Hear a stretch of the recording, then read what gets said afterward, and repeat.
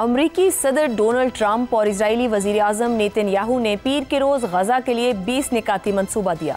8 अरब और मुस्लिम ममालिक उर्दन, मुत्तहिदा अरब अमारात, इंडोनेशिया, पाकिस्तान, तुर्किया, सऊदी अरब, कतर और मिस्र गजा में अमन मंसूबे पर अमरीकी सदर के किरदार और जंग खत्म करने की मुखलिसाना कोशिशों को खुश आमदीद कह चुके थे।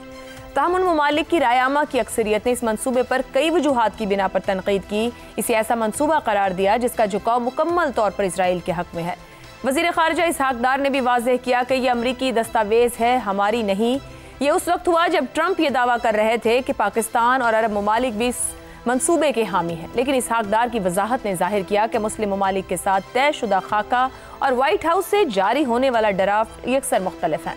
अमरीकी खबररसा इदारे एक्सियो ने भी एतराफ़ किया है कि नेतन्याहू की मुदाखलत के बायस मौजूदा मंसूबा पहले से तयशुदा डील से काफ़ी मुख्तलिफ है। यूँ पसे पर्दा हकीकत बिल्कुल मुख्तलिफ थे।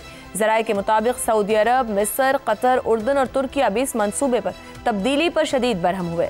कतरी हुक्काम ने तो अमरीकी इंतज़ामिया को मंसूबा मौखर करने का भी कहा, मगर व्हाइट हाउस ने एतराज़ात के बावजूद इसे जारी कर दिया। खुद इजरायली अखबार टाइम्स ऑफ इसराइल के मुताबिक नेतन्याहू ने आखिरी लम्हात में मंसूबे में बड़े पैमाने पर तब्दीलियां करवाईं, खास तौर पर इसराइल के वापसी के मराहिल और हमास के गैर मुसल्लह होने के हवाले से। नए नक्शे में दिखाया गया है कि इजरायली फौज पहले मरहले में भी गजा के बड़े हिस्से यानी करीबन 70% पर काबिज रहेगी और दूसरे मरहले के बाद भी 1/3 इलाके में मौजूद रहेगी। सिर्फ तीसरे मरहले में मुकम्मल इनखला होगा, लेकिन इसके साथ ही पूरे गजा के गिर्द इसराइल का सिक्योरिटी जोन कायम किया जाएगा। मजीद ये कि हमास के अरकान को आम माफ़ी देने के बजाय अब ये शर्त शामिल कर दी गई है कि वो अपने हथियार भी डालें। ये सब कुछ इस बात को जाहिर करता है कि अमरीकी मंसूबा इसराइली मुतालबात के मुताबिक ढाला गया है। कतर समेत कई अरब ममालिक इस पर मजीद वजाहत और मुज़ाकरात का मुतालबा कर रहे हैं।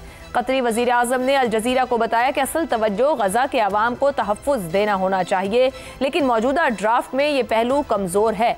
बहुत से अरब हुक्काम ने नाम जाहिर न करने की शर्त पर अमरीकी खबररसा एजेंसी एसोसिएटेड प्रेस को बताया कि ये मंसूबा असल में नेतन्याहू प्लान है, क्योंकि इसमें वो तब्दीलियां शामिल हैं जिन पर मुस्लिम ममालिक ने इत्तफाक नहीं किया था। दूसरी तरफ बाएं बाजू का रुझान रखने वाले इसराइली अखबार हैरिट्स का दावा है कि इसराइली वजीर आजम अमन चाहता ही नहीं।